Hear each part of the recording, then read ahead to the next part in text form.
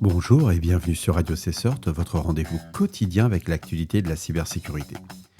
Nous sommes le vendredi 4 avril 2025, épisode 245, toujours en direct de l'Indre.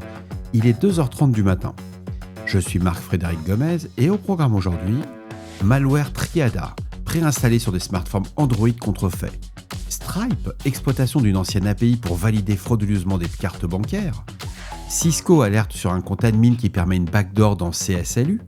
Verizon, faille dans l'API CallFilter exposant l'historique des appels entrants. Hunter International, le groupe de ransomware change de nom et de stratégie. Ça sent le sapin chez eux. Coquette, nouveau malware modulaire diffusé par un hacker actif sur Bridge Forums. Phishing massif ciblant les systèmes de péage électronique. Et bien entendu, vous retrouverez toutes les sources utilisées en description de cet épisode. N'oubliez pas de vous inscrire à la newsletter de Radio Cessort pour ne rien manquer, elle sort demain. Un nouveau rapport publié sur The Hacker News met en lumière une campagne impliquant la distribution du malware Triada, préchargé sur des smartphones Android contrefaits. Ces appareils, généralement basés sur des modèles obsolètes comme le Samsung Galaxy A10s, sont vendus via des marketplaces non officiels. Le firmware des téléphones est déjà compromis avant leur première utilisation. Le malware Triada est injecté directement dans le processus système Zygote, ce qui lui garantit une exécution persistante à chaque démarrage de l'appareil. Une fois actif, Triada récupère un payload secondaire depuis un serveur de command and control, lequel est déguisé sous la forme d'une mise à jour système. Ce second composant agit comme un downloader pour d'autres programmes malveillants. L'objectif principal est la fraude publicitaire. Ce malware va télécharger en arrière-plan des applications qui vont générer des clics simulés et interagir avec les stores d'applications, tout cela sans aucune interaction de l'utilisateur. Il peut également afficher des pop-up pour rediriger vers des liens augmentant les revenus illicites via des systèmes d'affiliation.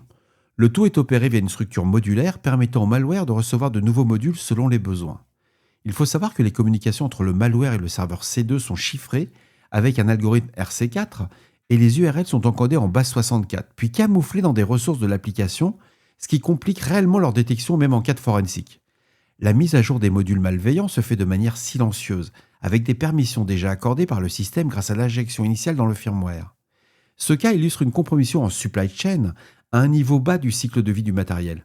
Rendant la détection quasi impossible pour l'utilisateur final, la menace ne réside pas seulement dans l'infection logicielle, mais dans l'intégration directe du malware dans le système de base, ce qui la rend particulièrement critique pour les professionnels de la réponse à incident et de l'analyse de compromission. Bref, vous l'avez compris, c'est un article qu'il faut lire. Toujours de la part de Hacker News, un nouvel abus de l'API de Stripe. Stripe, c'est un système de paiement qui est largement utilisé sur beaucoup de plateformes en ligne, en particulier aux États-Unis, et ça a été observé dans le cadre de fraude à la carte bancaire. Des attaquants vont exploiter une version obsolète de l'API, ça sent le legacy qu'on n'a pas retiré, pour valider massivement des numéros de cartes volées en contournant les mécanismes de protection habituels. Le flux détecté repose sur l'intégration non sécurisée de Stripe par certains commerçants. En appelant directement une ancienne version de Linepoint V1 Tokens, les acteurs malveillants parviennent à interroger l'API en masse sans captcha ni limitation stricte. Les requêtes sont automatisées via des scripts Python et des outils comme Stripe CLI, parfois distribués via Telegram. Ces cartes sont testées par lot avec vérification des éléments standards, donc il faut juste avoir le numéro, la date d'expiration et le CVV. Les réponses de l'API permettent de savoir si une carte est encore valide et donc utilisable pour des fraudes ultérieures. Ce comportement, il est assimilable à du carding, mais à grande échelle avec un taux de détection réduit. En plus, vous avez une validation par un système de paiement valide. C'est ça qui est extraordinaire. La tactique repose sur une infrastructure distribuée, incluant des proxys rotatifs et des comptes Stripe créés en masse ou détournés. L'objectif est double. On valide les cartes tout en évitant les systèmes de détection de fraude interne à Stripe ou aux marchands tiers. Le principal point d'intérêt pour les équipes de sécurité réside dans l'exploitation d'une faille logique, utilisation persistante d'un endpoint obsolète, non désactivé côté serveur, combinée à une faible hygiène de configuration de l'API par les intégrateurs. Alors, Stripe a indiqué avoir mis à jour ses règles de détection et invite les marchands à restreindre l'accès aux anciennes versions de l'API. Bien sûr, ce cas souligne une fois de plus l'importance du monitoring, surtout concernant les API sortants et la dépréciation active des versions vulnérables, y compris lorsqu'aucune Seven est associée. C'est clair, quand on arrête un système, même si c'est un système de paiement, c'est que ça rapporte de l'argent, il touche des commissions, etc. Mais on le vire, quoi. C'est du legacy, c'est dangereux. Et là, les attaquants, moi, ce que je trouve génial, c'est le reverse engineering qu'ils ont fait sur la solution Stripe et comment ils ont trouvé. Article à lire, passionnant. Ça prouve qu'ils sont toujours aussi géniaux, ils sont presque plus intelligents que nous, quoi. Un compte administrateur, quoi, les fameux comptes qui sont codés en dur, nommé Cisco_support, a été découvert dans le processus Cisco Smart Licensing Utility, le fameux CSLU, sur Windows. Ce compte est activé automatiquement lors de l'installation de la mise à jour de l'utilitaire, sans aucune notification à l'utilisateur. Il dispose de privilèges élevés et permet une prise de contrôle complète de la machine. Bah, si ça, c'est pas une backdoor, en plus elle est légale, officielle. Des attaquants ont déjà exploité ce compte pour obtenir un accès persistant à des systèmes compromis. Bah, ça serait quand même dommage, hein. Ce qui est assez extraordinaire, c'est comment les attaquants ont fait pour trouver ce fameux compte qui s'installe, parce que c'est un compte qui est caché, il n'apparaît pas dans la liste des utilisateurs. Ça veut dire que les attaquants ont quand même fait du reverse engineering sur cette plateforme, ont trouvé le truc, où il y a une fuite peut-être chez l'éditeur ou le constructeur, on ne sait pas, mais surprenant. Ils utilisent pour se connecter à distance, donc ce fameux compte, exécuter des commandes et maintenir un contrôle durable sans déclencher d'alerte classique. Bah oui, c'est un compte légitime. L'analyse révèle que ce compte est actif sur les versions 1.0.34 et antérieures de CSLU. Cisco a confirmé qu'il ne s'agit pas là d'un comportement attendu et a publié une mise à jour, c'est la fameuse version 1.0.39, qui supprime le compte Cisco_support. Les connexions associées à ce compte passent souvent inaperçues car elles s'intègrent dans les flux légitimes du service CSLU. Cela complique les détections dans les journaux de sécurité standards. Il est fortement recommandé de vérifier la présence du compte Cisco Support et d'analyser les connexions RDP ou SMB provenant de comptes administrateurs inattendus ou de déployer rapidement la version corrigée de CSLU. Bref, on réfléchit pas, on patch.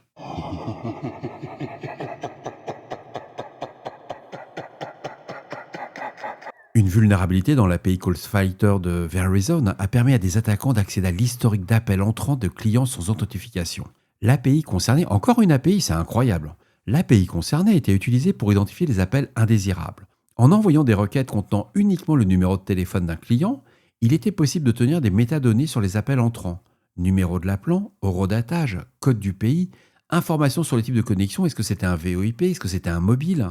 Aucun jeton d'authentification ni session d'utilisateur n'était nécessaire, il suffisait d'un simple leader, un X-Device ID avec une valeur générique. Le chercheur à l'origine de la découverte a pu interroger l'API pour n'importe quel numéro Verizon, révélant ainsi les habitudes d'appel des cibles.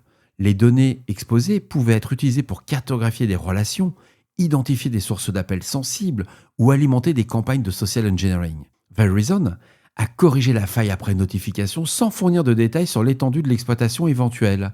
L'API a été restreinte et nécessite désormais une authentification.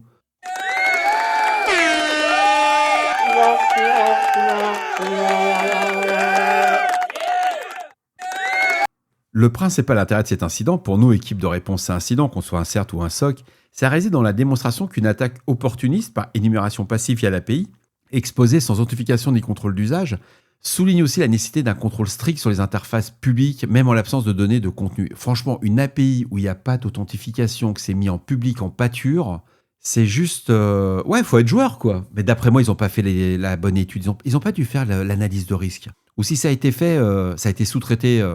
bienveillance. Bienveillance.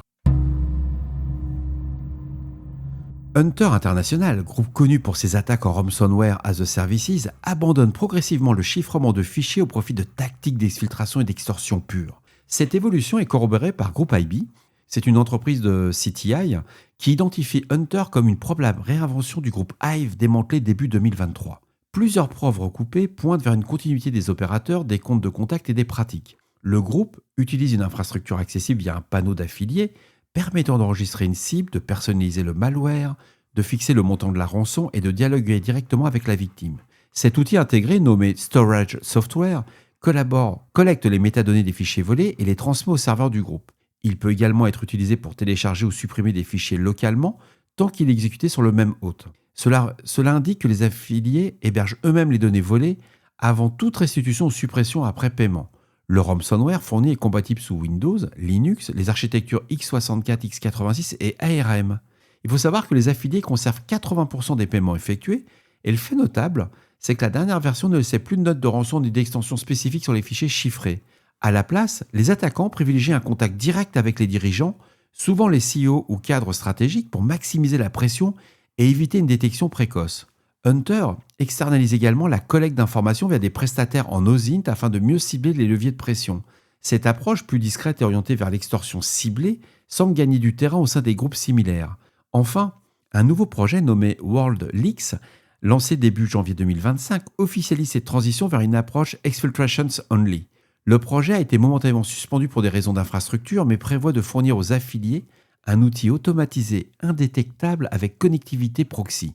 Ce changement de paradigme rappelle celui observé chez Bianlan et laisse présager une généralisation de ces tactiques au sein de l'écosystème cybercriminel. Pourquoi j'ai retenu cet article? C'est le fait que les attaquants, c'est pas parce qu'ils ont un système qui marche qu'ils vont pas se remettre en cause. Ils vont toujours essayer de maximiser le profit, mais surtout ils vont utiliser la technologie en mode ça doit rendre service à nous en tant que cybercriminels et on n'a pas le temps d'être des ingénieurs experts, etc. Et dans le cas présent, dans ce ransomware as a services, quand vous décidez d'attaquer des entreprises, eux, ils mettent la plateforme technique à disposition des cybercriminels et ils n'ont plus qu'à, comme on dit, faire du presse-bouton. C'est du clé en main, ils ont un parcours client qui est juste surprenant. Ben, c'est pas gagné, quoi, leur truc, hein, mais ça va faire des dégâts.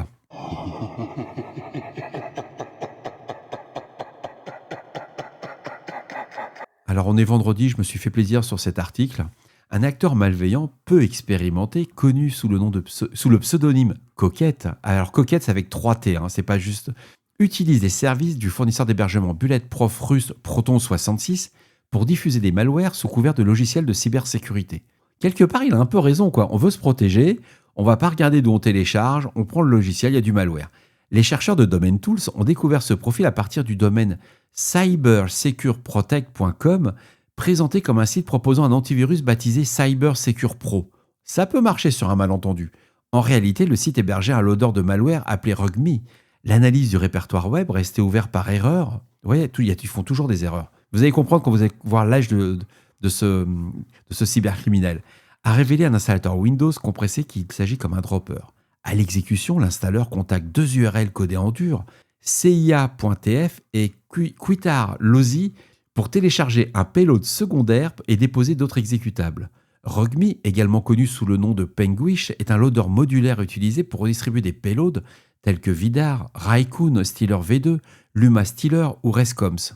Il est affilié au loader Amadey et s'appuie sur l'infrastructure de Proton 66, incluant un serveur C2 hébergé sur cia.tf, contrôlé directement par Coquette, comme indique une adresse email associée au domaine. En parallèle de ces activités, Coquette administre le site met.to qui héberge des guides non vérifiés pour la fabrication de drogues, d'explosifs, d'engins improvisés, de techniques de vol de convertisseurs catalytiques. Un autre site, coquette.com, cette fois-ci hébergé sur AWS, laisse entendre qu'il s'agirait d'un jeune ingénieur logiciel de 18 ans. Il a 18 ans. Mais avec un tel savoir, qu'est-ce qu'il est en train de se gâcher à faire ce genre de choses, quoi. C'est vraiment... Voilà, ça a été dit, mais vous ne l'entendrez pas.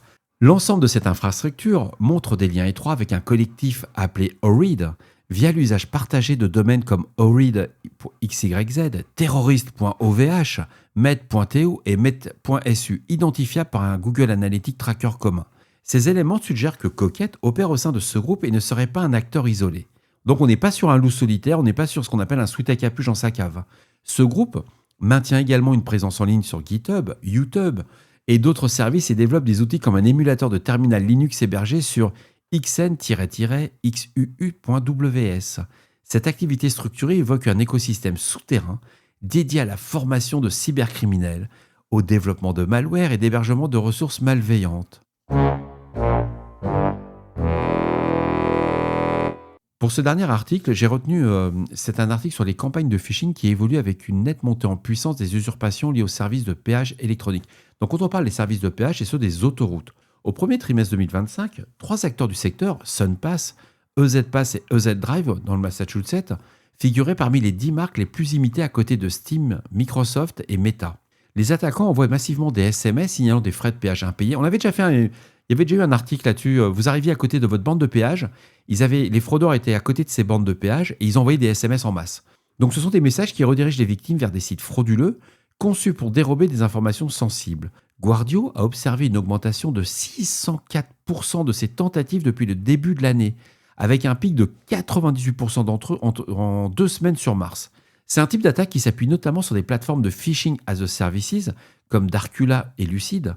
Ces services proposent des kits prêts à l'emploi, ciblant notamment les services postaux, de livraison, les services fiscaux et ainsi que de péage. Lucid en particulier intègre un mécanisme de livraison automatisé et personnalisable. Il s'appuie sur des protocoles comme e-message d'Apple, RCS d'Android pour contourner les filtres anti-spam classiques sur les SMS, et ça va améliorer énormément leur distribution des messages.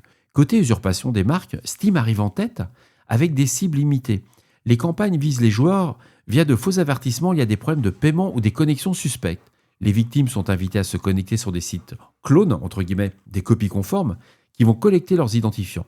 Enfin, des marques de prêt-à-porter comme Forever 21 et Johan ont été aussi ciblées dans un contexte de fermeture de magasins. Les attaquants exploitent ces annonces de liquidation pour diffuser de fausses promotions, incitant les internautes à saisir leurs données bancaires sur des boutiques fictives aussi. C'est incroyable. Le point commun sur ces campagnes, l'usage massif de sites contrefaits optimisés pour le mobile, la diffusion par SMS enrichie et une logique de ciblage pour opportunisme médiatique et comportemental. Et voilà, cet épisode de Radio Cessor du vendredi 4 avril 2025 touche à sa fin. Il est pratiquement 3h05 du matin.